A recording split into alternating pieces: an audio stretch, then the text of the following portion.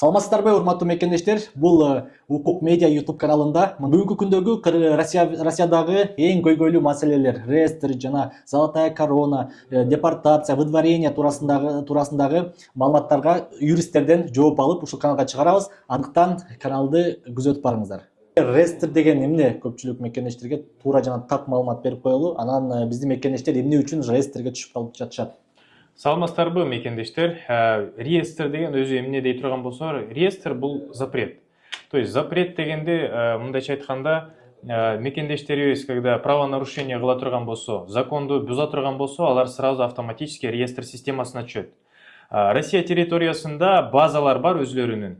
ЦУБДИК, ГИСМУ деген сыяктуу базалар бар. Эгерде силердин трудовой договоруңар чыкпай кала турган болсо, Сахароваңар базадан чыкпай кала турган болсо, регистрацияңар базадан чыкпай кала турган болсо, силер реестрдин системасына автоматически түшөсүңөр.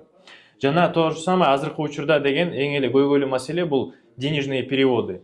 Эгерде силер переводторуңарды көп кылып сала турган болсоңор, необоснованный перевод кыла турган болсоңор, ошондо дагы реестрдин системасына түшөсүңөр.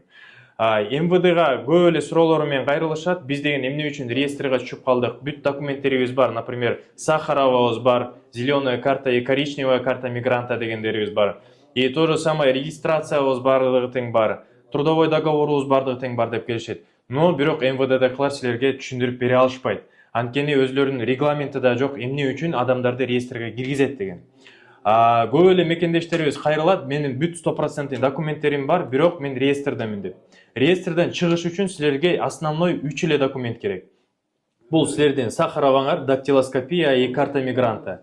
Экинчи документ это силердин трудовой договоруңар, официальный трудовой договоруңар. Силерде деген, когда жумушка алганда, силерди мекендештер көптөрү билишпейт, жумушка алганда силердин работодателиңер уведомление кетириш керек. Главное управление по вопросам миграцияга, же болбосо по району, где он проживает, же болбосо ошол жактагы жумушунда. Эгерде ошол уведомление кете турган болсо, алар деген силерге деген услуга принята деген подтверждающий документ берет. Ошол негизинде силер деген трудовой договоруңарды бар деп эсептесеңиздер болот. Жана эгерде силер налог төлөбөсүңөр, эгерде силер работодателиңер жөн эле силерге трудовой договор берип коюп, же болбосо налогторун төлөбөсө, этот трудовой договор недействительный. Ошону да биле кетиңиздер. Үчүнчү документ это регистрация. Азыркы учурда Амина предложениясы менен катталып жатышат көбүнчө мекендештерибиз. Амина предложениясын башка учурда түшүндүрө кетем. Көпчүлүк азыркы учурдагы мекендештер ойлоп жатышат экен да. Реестрде түшүп калган мекендештерибиз границага чыгып келип, реестрден чыгып калат деген маалымат туурабы же жалганбы, ошол боюнча? Границадан чыгып келет, кайра кирип келсе деген, реестр деген кайра обновление болуп чыгып калат деген, это бул аябай фейковый информация. Анткени өзүбүздүн деле көптөгөн мекендештерибиз бардыгы тең эле башынан өткөн, реестрге башында түшүп калган, кайра реестр деген обновление болгондо кайра реестрден чыгарып салган, бирок азыркы учурда кайра киргизип койгон. То есть реестр системасы эч качан токтобойт бул жактанчы. Анан кийин силер деген границаны пересечение кылганыңарда дагы ал маселе чечилип калбайт. Ал маселени чечиш үчүн ушул основной документтериңерди чогултушуңар керек, МВДга заявление жазышыңар керек, главное управлениега, отдел по вопросу миграцияга.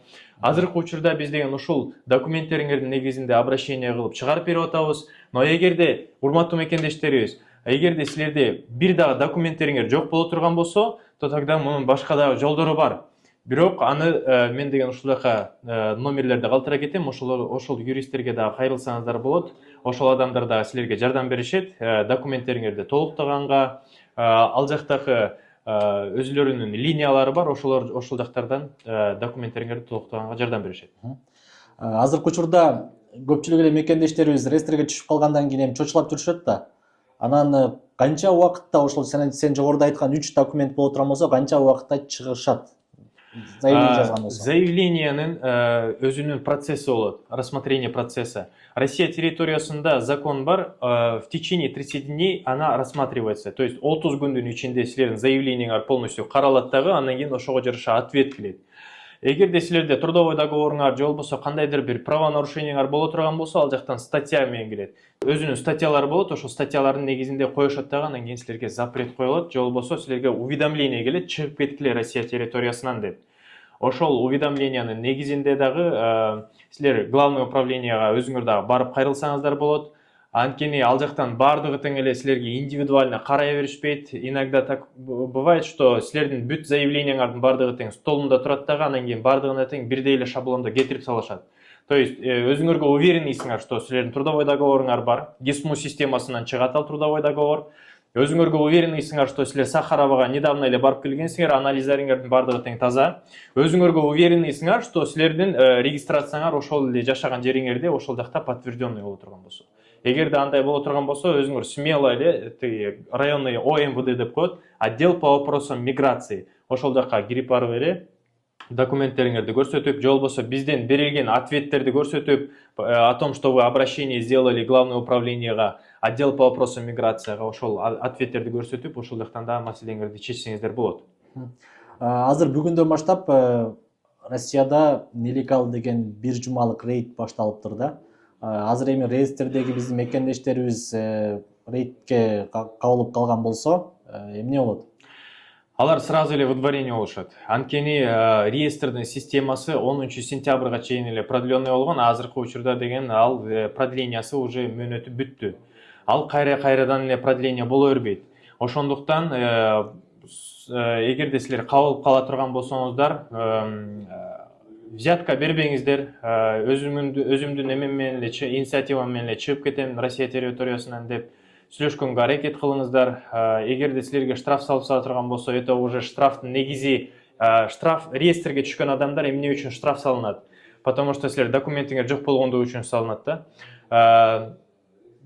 115 федеральный закондун негизинде, 114 федеральный закондун негизинде силерге 5 жылга запрет салынат. Көптөгөн штрафтарыңар бар боло турган болсо, 3 жылдан 5 жылга, андан ары көп узак мөөнөткө дагы штрафтардын негизинде силерди запретке салып салышат.